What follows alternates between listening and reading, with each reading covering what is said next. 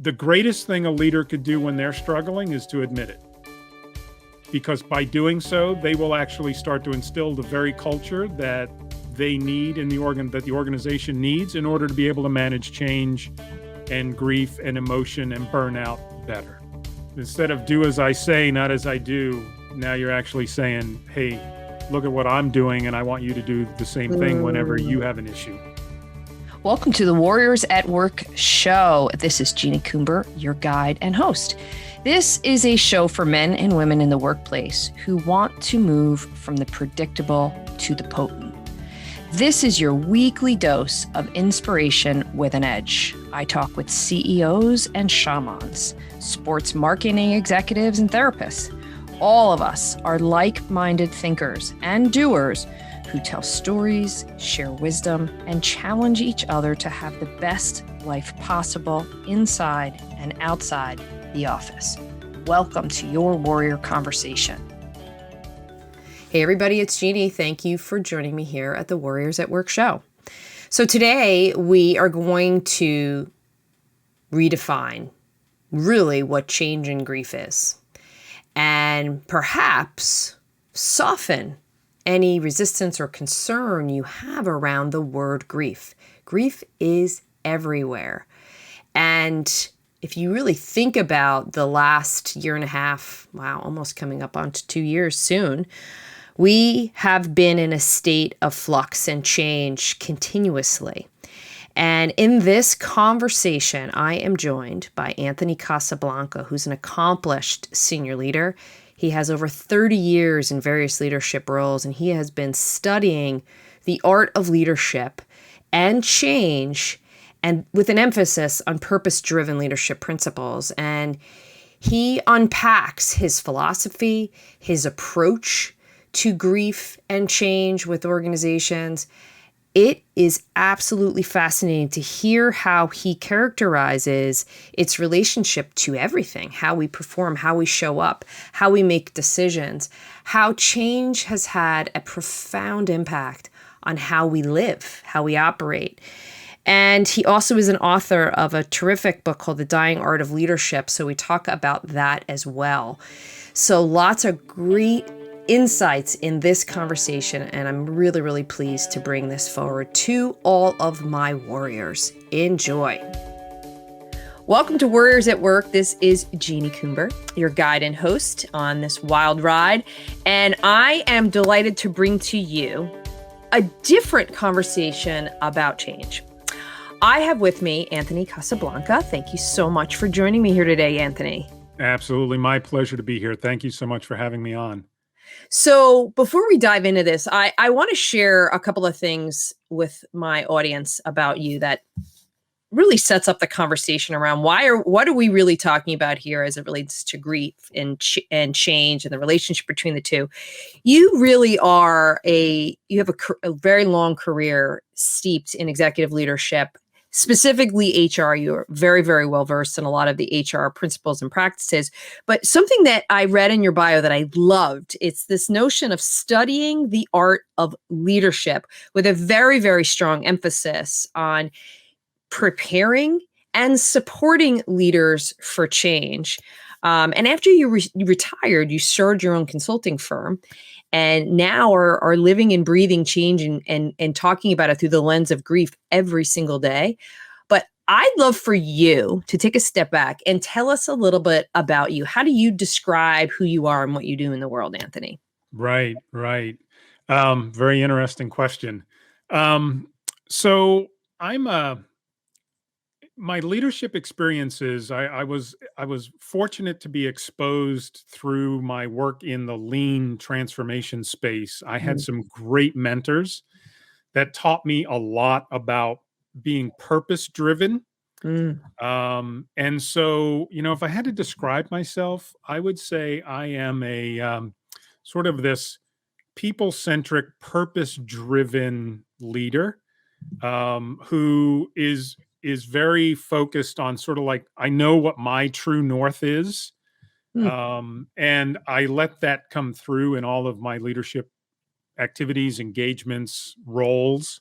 And so, I've always the organizations that I've led we've always been able to connect the team or the entire organization to a very purpose-driven mission. And that's just how I like to lead, right? It's not, frankly, I think if you just show up without a purpose, then you're really just managing things, right?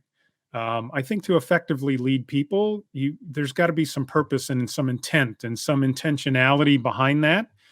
And so that's sort of who I am, right? That's who I am, is someone who has been fortunate to have had mentors who taught me that early in my career, and it stuck with me my entire working life. And now it's a huge part of what we do at Grief Leaders now. So when you say I'm a purpose-driven leader, which I completely believe, and you also have this very compelling, passionate way in which you're going to share a lot of the insights of what you do and what you're putting out in the world. You said it comes through everything that you're doing very naturally. So, and you know what your true north is. Say more about what that is. So if somebody would ask you, what is your purpose, Anthony? Yeah. So, I'll answer that from like a 50,000 foot level, because I'm a true believer in this, right? I think we're all here. In fact, I often get asked when I'm mentoring younger leaders, how do you find your purpose? And I try to correct them a little bit and say, I don't think it's actually your purpose that you're looking for. I think what you're struggling with is your passion. I think our purpose is we're all here to help one another, right? And so I truly believe that. I think that's why we're all put here, is to make life a little easier for each other. And so that carries through from not only my wife also believes this. So in our personal lives, we are quick to engage and quick to help. And, we view the world through the lens of, how can I help make this better or make this easier? But it also plays out in my leadership experience.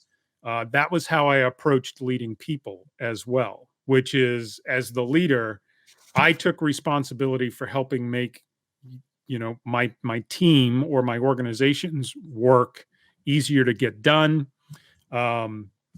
Which is not, that doesn't mean, that we slacked off and, we only work 3 hours a day kind of thing.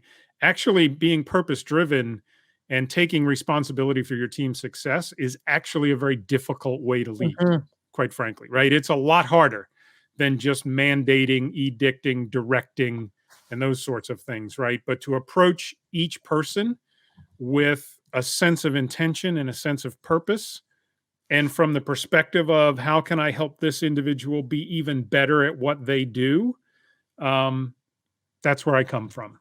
Yeah. And it's such a great setup, because I was reading some things about you and your organization and your background. And I really see you as like the ultimate change champion.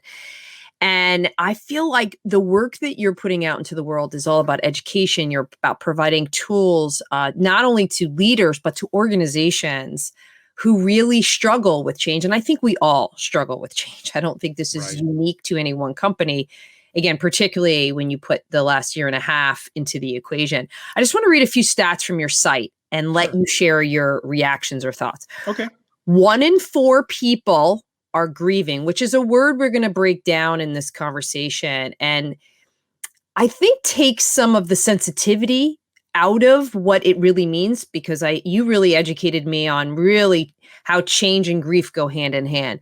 There's $100 billion loss of productivity annually because of grief. Grieving employees or burnt out employees are 2.5 times more likely to leave an organization. And so now enter Anthony, your team, your experience, your purpose-driven way of being. How are you tackling this? Right.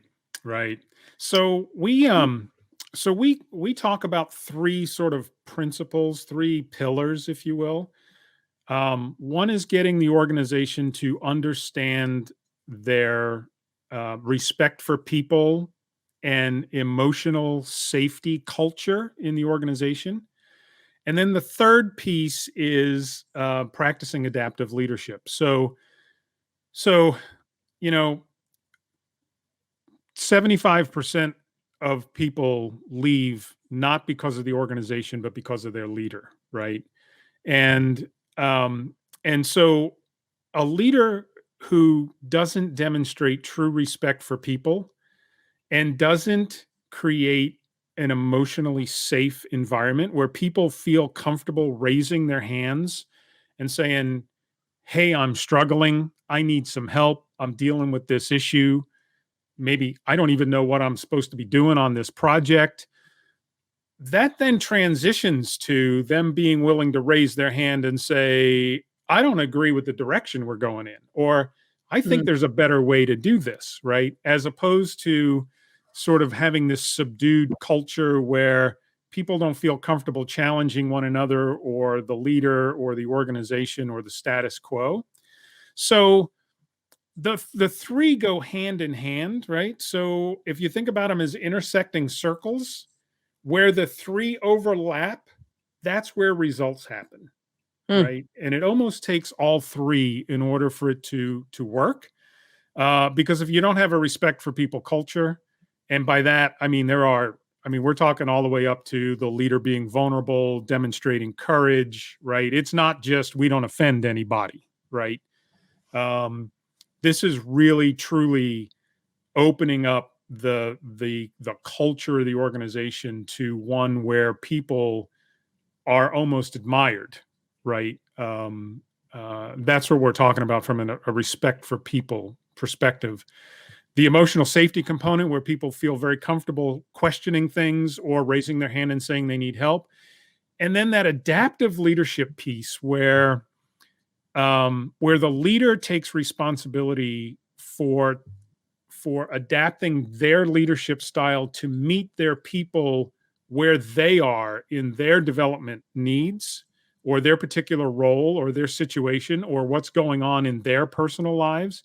When those three things intersect, the results are powerful.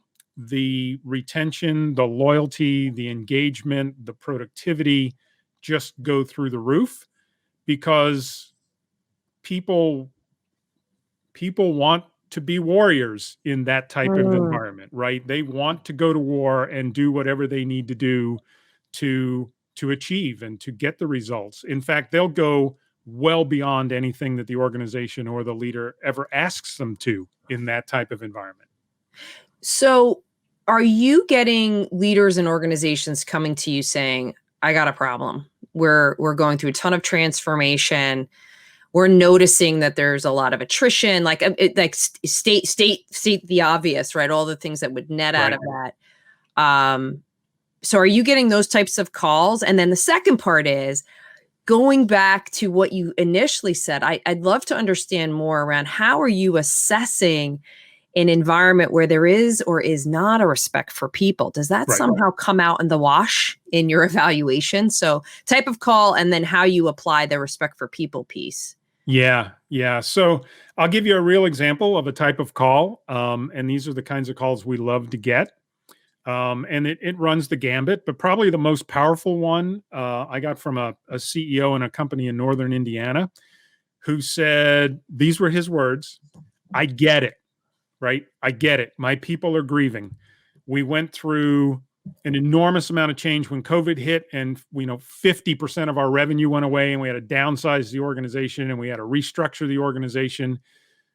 Now we've got 50 or 80% of the revenue we lost is going to come back, and we have to hire 300 people in the next several months. Mm, Our people are struggling just with all of the change that has been absorbed. They're struggling with staying home, not being able to travel, the isolation of working from home, and that's just the business related stuff. Then they got yeah. all of their personal stuff, and we don't know how to have the conversations with them. We're Mm, trying, but we don't know how to have the conversations. And what he was really saying, what that CEO was really saying is there is a huge emotional component to change that no one ever wants to address so- because no one's ever taught how to address it, right? Leaders aren't there. Nothing you will ever learn in leadership training, in any leadership school. I don't care if you go to Harvard or Kellogg or Kelly, it doesn't matter. No one ever teaches a leader what to say when someone walks in and says, I have cancer, right? And how do you engage the rest of the team who now has to struggle with watching this person come to work as they get treated and they're faced with their own mortality and all of those things, as a very personal sort of example. So those are the types of conversations, right? It took a lot for that leader to reach out and say, we're trying to have the conversations, but we don't know how, right?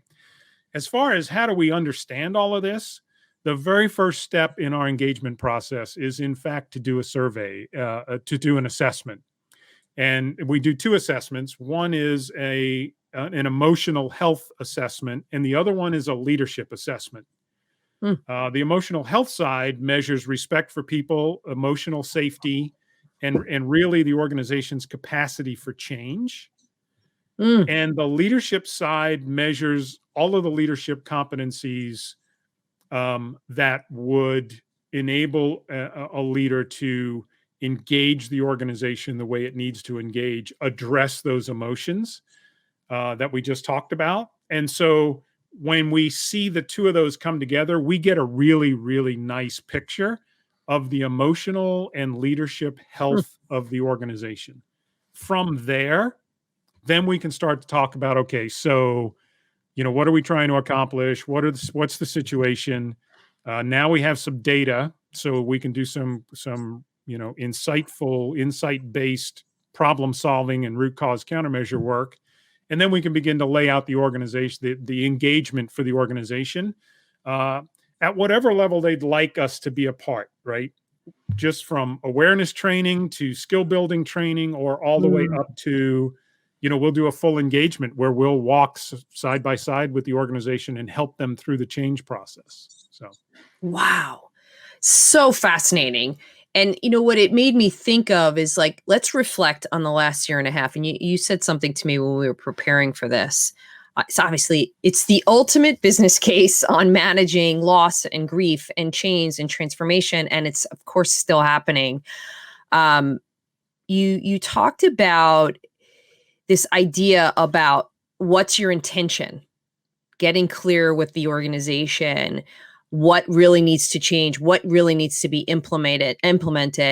I think about things like productivity, emotional safety, you use burnout. right. Talk to us about what you're seeing, what's working and what's not, just through the lens of your own experience over the last year and a half. Sure.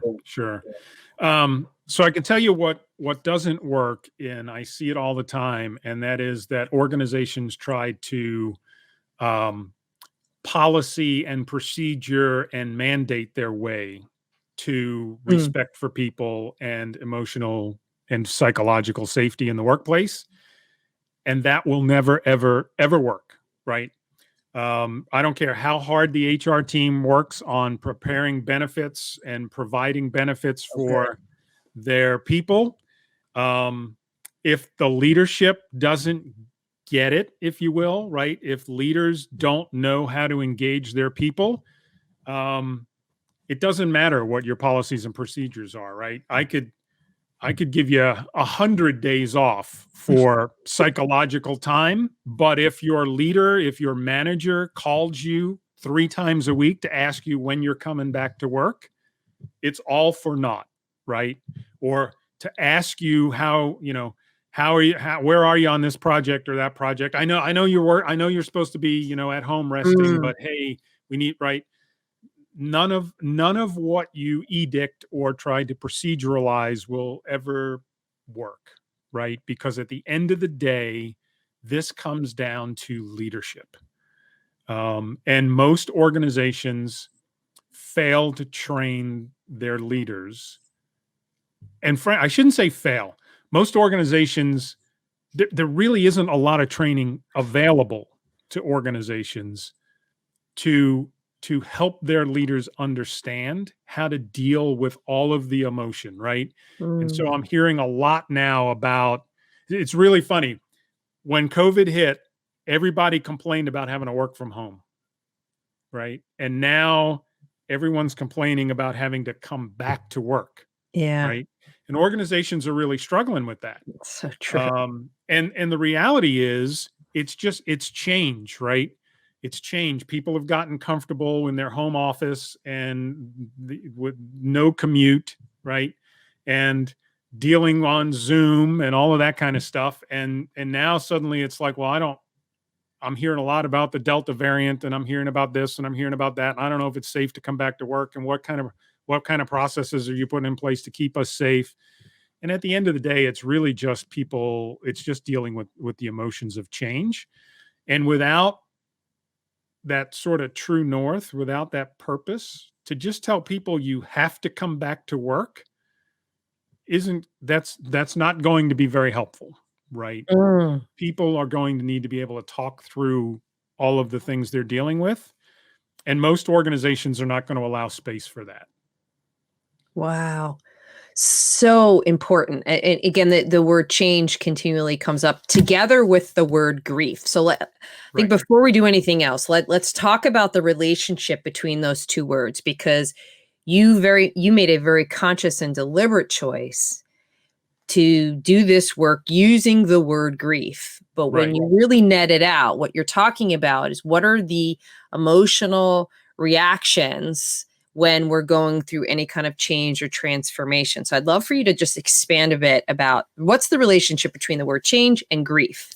Sure. So let me define grief the way we define it in our book.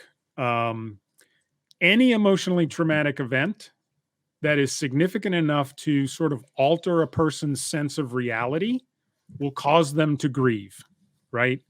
My brother puts it another way. Grief is the emotional and sometimes physical response to a significant change that the person perceives to be irreversible, will cause them to grieve, right? And so as we began to research the book, we intentionally did pick the word grief because it has such a strong connotation.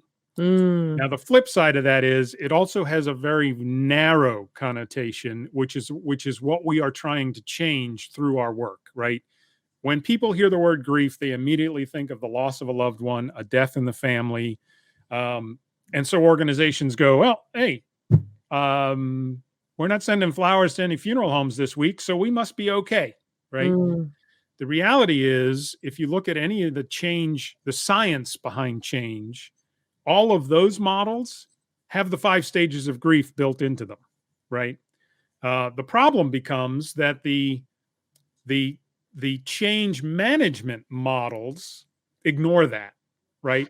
They go through the typical identify the burning platform, communicate the burning platform, tell people how wonderful life is going to be after you implement this massive change in their lives, make the change, hold people accountable, move on, right? Nowhere in there, in that model, that model is not aligned with the science behind change and those models, right? Because all of the science says people go through this huge emotional struggle Mm. when change occurs in their lives, be it personal or organizational. But none of the change management models really comprehend that, right? And nobody creates the space in their process or teaches the leaders how to have the conversations that need to be had to help people deal with the emotions that they're feeling, right? You're really bringing back the humanness. Well, I Well, you're appreciate not that bringing you it say that. back. You're bringing humanness into the workplace and Yes, how. I appreciate you saying that. I spent, I don't know, 6, 8 years in human resources. And one of the things that we always tried to guard against in our organization was not removing the word human from Mm. human resources. And we keep getting further and further and further away, right? Because it becomes so easy to just, when the person comes in and says, I need help, my wife is battling cancer, I need to understand my insurance benefits. It's so easy for people to say, well, just dial 1-800 help yourself and, work through it. Well, the last thing somebody needs in that situation is the added stress of going through voicemail hell or website, dilemmas and pages and clicks, and they just want help, right? And the same is true when you're implementing organizational change, right? To just tell people this is the new job, here's the training, and here's the procedures to do it. That's needed, but so is the conversation about and the environment, setting up the environment where people feel comfortable saying, hey, I'm struggling with this, right? Or, I hear you that you're eliminating these positions, but how do I know that my position's not next, right? Nobody ever provides the space to have those conversations. It's interesting. A lot of the emotional reaction to change and transformation really shows up more often in the one-to-one dynamic. So manager, team member. If there is an environment of safety, they will say, Anthony, I'm scared. I'm really worried about this, how this is going to affect my life. And the manager, will do their very best in most cases to try to make them feel secure and happy and healthy. But you're right. There's not a whole lot of time and attention being given unless an organization has engaged someone like you that is we're going through transformation. Let's bring in an external resource that has expertise in helping us understand the conversation. But I can't think of a single instance in 16 years other than in the last year and a half where the word grief was okay to say in a business context. And, a lot of people will make reference to the it's Kubler-Ross grief cycle. Kubler-Ross, correct. Yes. And, talking about the different changes or the different cycles of the grief. But then again, they go back into that word change because that's much safer and much more comfortable. So I really appreciate that you're breaking that down to say this is actually, we're experiencing grief. And there's a way to do this in a really healthy and productive way. Right. And there's something else that you said to me when we were preparing that I'd love to get your reactions. You said, if a company's change plan doesn't have a grief component, you only have a communication plan. Right. So say more. Right. Yeah. So I learned that one. I learned that one the hard way through some changes that I implemented when I was in the workforce, having to shut down plants and some other things, right? Huge change events in people's lives. So, it gets back to this notion of, in fact, it's interesting, right? So we've chosen an elephant head as our logo. And the reason is because grief has always been the elephant in the room that no one wants to address, right? That no one even wants to acknowledge, right? I guess I really should say emotion has always been the elephant in the room that no one wants to acknowledge. We now have a name for it, right? It's always been grief, but to your point, it's now suddenly, because of all of the things that have gone on over the last year and a half, it's now a little safer to actually use grief as the term. But that is what is underlying everything, right? Employee burnout, that is grief because the employment contract that the person signed up for has changed, right? Either their workload has changed or their work hours have changed, and that they feel that it is irreversible, right? That they can never get ahead. They're tired of going home after 12 hours, thinking about their work on the weekends. They're overwhelmed, right? They are grieving. They are going through depression, anger, bargaining, right? Denial. They're going through it all. It's grief, right? We call it burnout because that's a nice way that makes it feel it feels very clinical. It's a clinical word. Yes. That it's like I can have a detached reaction to it, or I could be in it, but at least I have like a label that's safe. Yes. And it's your fault, right? Yes. You're burned out. I don't have to take responsibility for what has gone on. You burned out, right? Great point. That's a great point. So where grief is a little bit of a more impactful, right? Sort of, oh, geez, we've created an environment that is causing grief, right? You got to take responsibility for that. And so if your change management plan doesn't acknowledge any of that, it gets back to the conversation that we had a little bit earlier, right? You have the science of change and those models that say people absolutely go through the stages of grief when you announce a change. And then you have the change management models that say, but when you're implementing change, don't ever talk about those things. Yeah. Right? Then you just have a communication plan. Then you're back to, I'm going to change. Here's the burning platform. If we don't change, right, things are going to get worse. We're not going to be able to compete. In and of itself, a statement that will cause people huge emotions and fear, right? Then we talk about, okay, so, but we have a plan. And boy, once we get through this, even though a third of you are no longer going to be here, for those of you who stay, boy, is it going to be wonderful, because you're going to be so busy and right, you're going to be taking on all these new responsibilities and all this great new learning and all of this stuff. And then we implement the change, and then we start holding people accountable. And when those emotions collide with the implementation of the change, performance slips. And then we teach managers how to deal with the performance, and we start exiting people out of the organization because they are resistant to change. And the reality is maybe not, right? People aren't resistant to change. They resist being changed, and you need to help them with that, right? I love that. Say that one more time. Say that one more time. Sure. So people are not resistant to change. They resist being changed. I love that. And the leader, the purpose-driven, intentional leader, can help people with that emotion of being changed, right?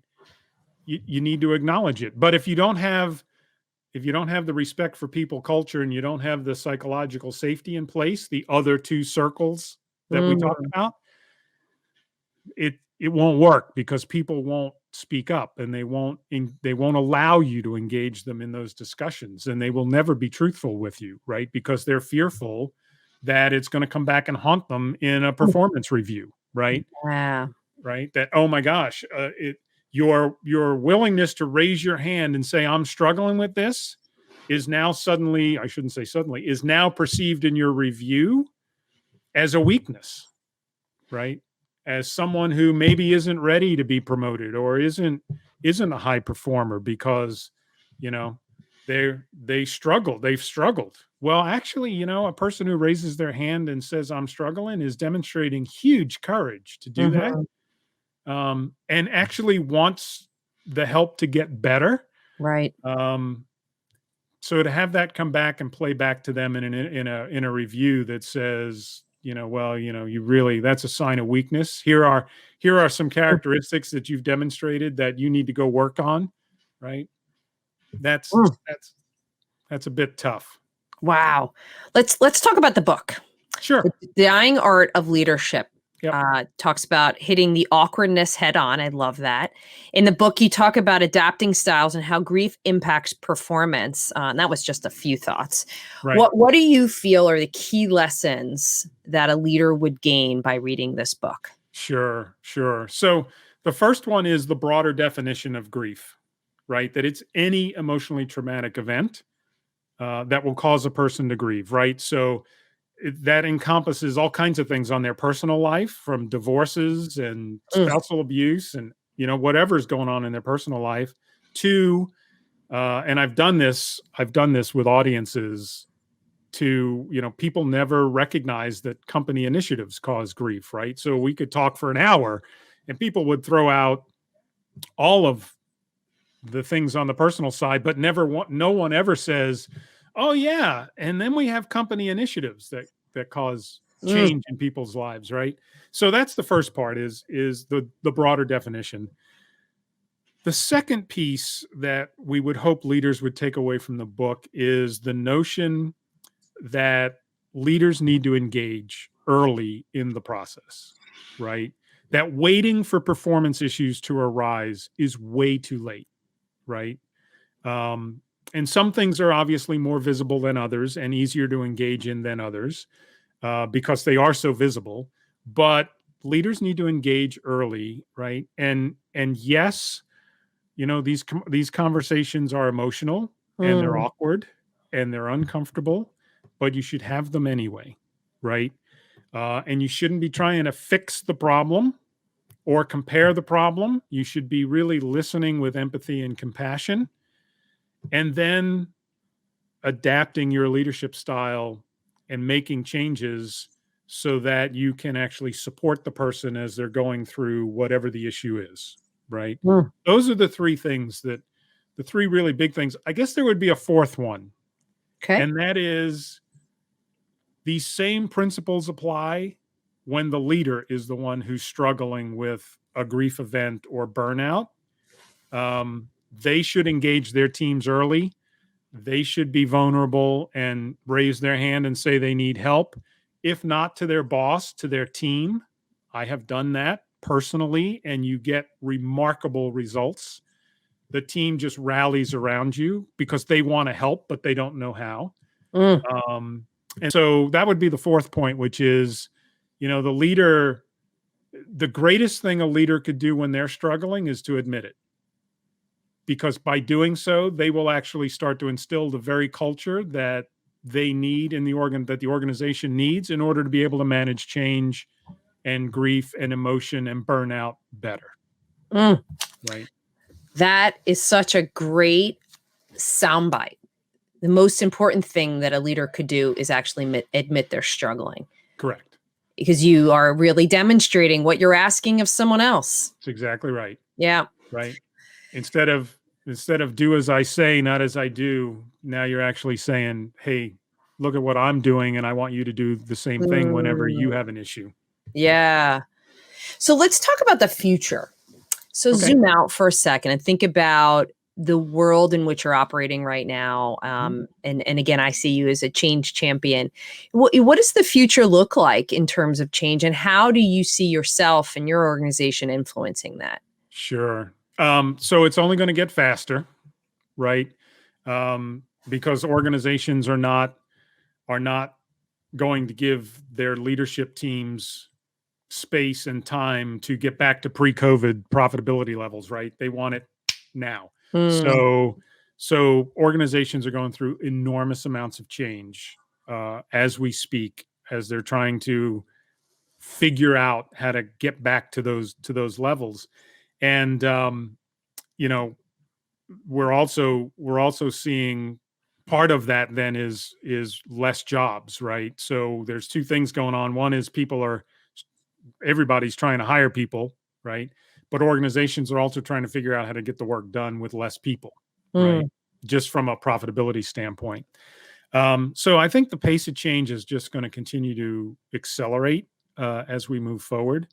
I think the organizations that try to mandate their way through and deal with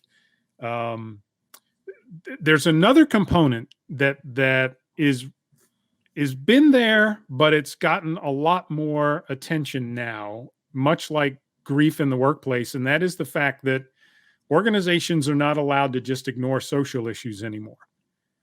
And so that brings another component of emotion and change to the work environment, right?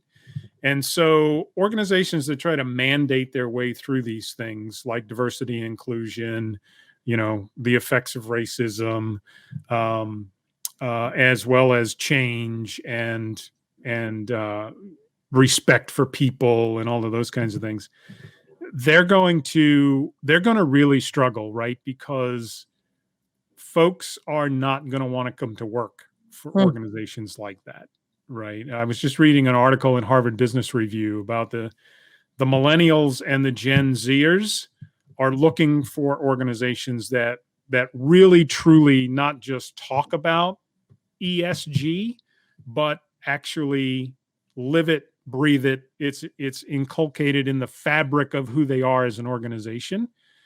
And that's where we can help, right?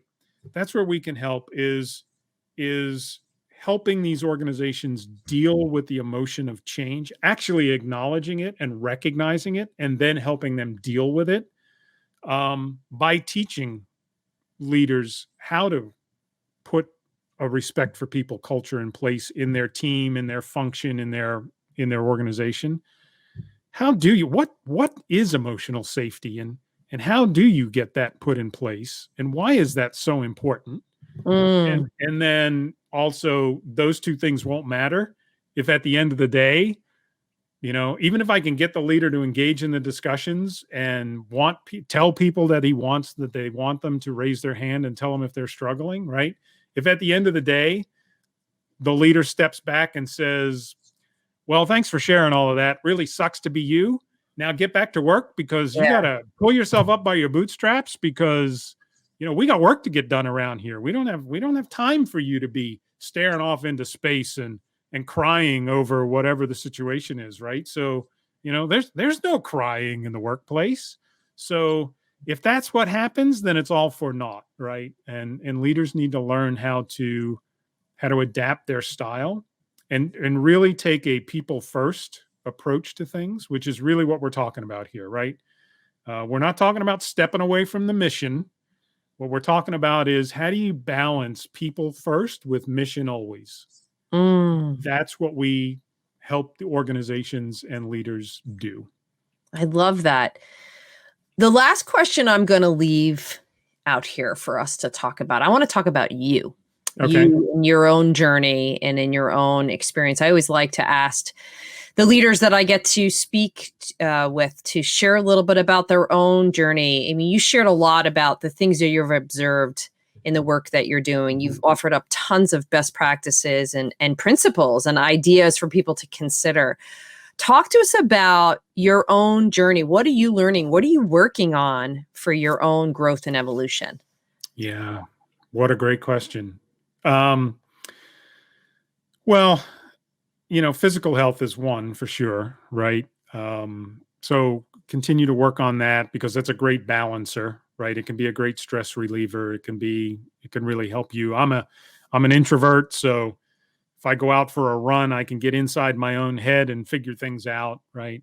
The other thing, though, is again, going back to my training in the lean space. I was once in the presence of a lean expert, and he made the comment that when he walks through a plant and he observes waste, he doesn't ask, why are they doing that?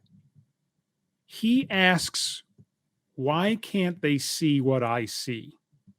And so, as my brother and I embark on this leadership approach, I have to constantly step back and not be critical. And it takes a lot of work, frankly, right? Because it's so easy to just point the finger and go, well, here's what you're doing wrong, right? When the real question isn't, what are you doing wrong? The real question is, why can't you see what we see when we step into your organization, right? And so I'm constantly trying to work on that sort of Socratic approach, as opposed to more of a, hey, go do this kind of approach. That's one that I continue to try to balance in my own life. That and I still struggle, even though we wrote the book and right. If I see somebody in the grocery store and I know that they've just lost their job or they have some big personal issue going on in their lives, it's still a natural reaction for me to be like, oh, gee, I hope they don't see me, because I really don't know what to say to them, right? And I have to catch myself and say, you know what? But what they really need is for somebody to engage with them and talk with them and let them share what they're feeling, because that's really what folks need when they're dealing with any of these emotions. They really just need to talk about it and work their way through it mentally, right? Because that's what the stages of grief really are. It's your mind trying to reconstruct the new reality. And you go through all of these emotions while you're trying to get there. And the best way you can help people do that is to allow them to talk about it and work through it. not so much internally, but externally, right? Mm. And so I have to constantly remind myself that, hey, yeah, it might be an emotional conversation and they might shed a tear, but it's okay. And they probably need to talk about it. Fortunately, I am married to an amazing woman who does that naturally. So if I ever sort of get lost, I can look to her as the example, because my wife's name is Linda. Linda is amazing at engaging people in those discussions and letting them talk through all of those emotions. And so I strive constantly to try to get better at doing that. What's important around what you just shared, which thank you, by the way, for being vulnerable with us, is that it can be awkward, but everyone wants to be seen, heard, and understood. And I think what we, particularly in the workplace, we have an inclination to, we might give a little space, but then we want you to get back to what you were doing before, because we're more comfortable and we're conditioned more to have a transactional chemistry with people. I'm used to being in a rhythm of ask me for something, production is coming. Ask me for something, production is coming. Not how do I feel about that? And I also really loved what you shared before around why can't you see what I see? And I think that is such a powerful inquiry question, because I'm sure a lot of your work is you're asking people, what do you see? Right. What are you experiencing? And here's what we're experiencing, not necessarily being emotionally tied to what's in front of you. Right. So you can all really put up a very powerful mirror. So I so appreciate all the work that you're doing. I'm so grateful that there's someone like you and your brother doing this work in organizations and with leaders. So, so important. And I'm so looking forward to seeing and hearing the success that you're going to have as a result of this really, really important work. So, Anthony, thank you so much for being here with me today. Oh, it was my pleasure. It was an honor to be on the show. Thank you so much for having us. Thank you for joining me for another episode of the Warriors at Work show. If you are interested in learning more about what we do at the Warriors at Work show and platform, be sure to go over to my website, Jeanie Coomber, and subscribe to my monthly Warrior Playbook newsletter. I share everything that I'm up to month by month, as well as some lessons and insights that I've learned. I'm also interested in hearing any feedback you have about this conversation or future topics. So reach out to me directly on jc@jeaniecoomber.com or on LinkedIn. Be sure to tell your friends and your colleagues about this Warriors at Work conversation. Subscribe, review, and rate us. It's the best way to get this message out into the world. Be well.